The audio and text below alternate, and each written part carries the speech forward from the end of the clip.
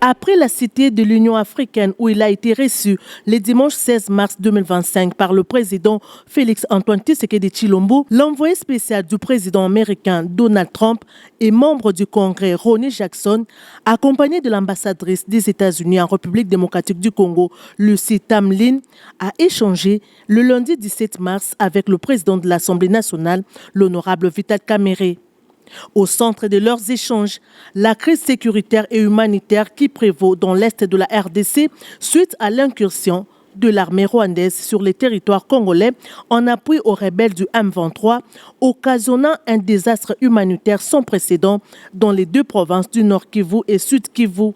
En tant que membre du Congrès américain, il était question pour Ronny Jackson de venir témoigner auprès du président de l'Assemblée nationale congolaise du soutien total des États-Unis à la République démocratique du Congo concernant son droit légitime du respect de son intégrité territoriale. L'envoyé de Donald Trump a affirmé que la nouvelle administration américaine aspire œuvrer pour le retour de la paix dans la sous-région des Grands Lacs, spécialement en RDC, afin de permettre aux entreprises américaines de saisir les opportunités d'affaires qu'offrent les pays de Lumumba dans différents secteurs. Concernant les discussions qui s'ouvrent le mardi 18 mars à Luanda, sous les auspices du président angolais Joao Lourenço, ces membres du Congrès américain a rajouté que l'administration Trump est favorable à toute voie visant à terminer ces conflits d'une manière diplomatique, à l'instar de la démarche qui s'annonce à Luanda. So I had the honor of meeting with the speaker just now and talking about some potential solutions.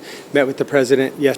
Nous voulons que la paix puisse être rétablie ici en RDC et nous en tant qu'États-Unis d'Amérique, en tout cas déjà du point de vue du Congrès dont je suis membre, nous voulons travailler pour que la sécurité et la paix puissent être restaurées. Nous soutenons les différents processus qui peuvent permettre de mettre fin à la guerre, de mettre fin aux tueries, de mettre fin au bain de sang.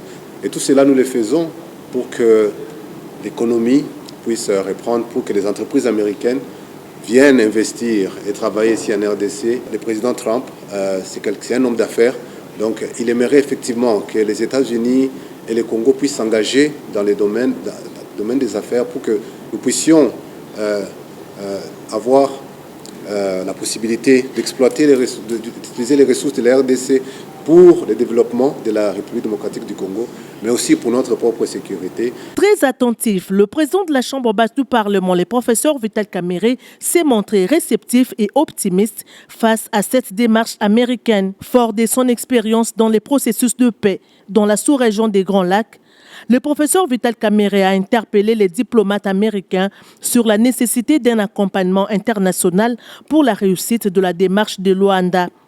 Le professeur Vital Kamerhe a notamment insisté sur la cohésion nationale, un point essentiel pour prévenir de nouveaux conflits et consolider les avancées obtenues. Le président Vital Kamerhe a salué les soutiens reçus de plusieurs pays et organisations internationales, spécialement des États-Unis, qu'il a invités à accompagner ces processus.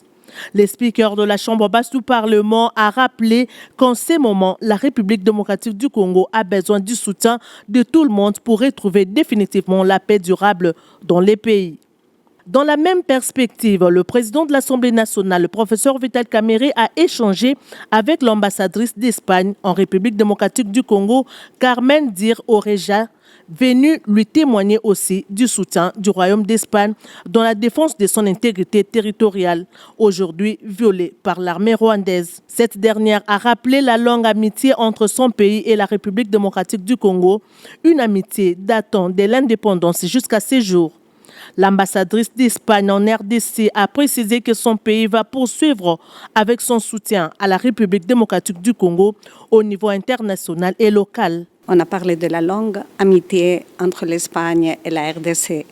J'ai profité de l'occasion pour réitérer l'engagement de l'Espagne avec la souveraineté et l'intégrité territoriale de la RDC. Je lui ai exprimé aussi la solidarité du gouvernement et du peuple espagnol avec ce qui se passe à l'Est.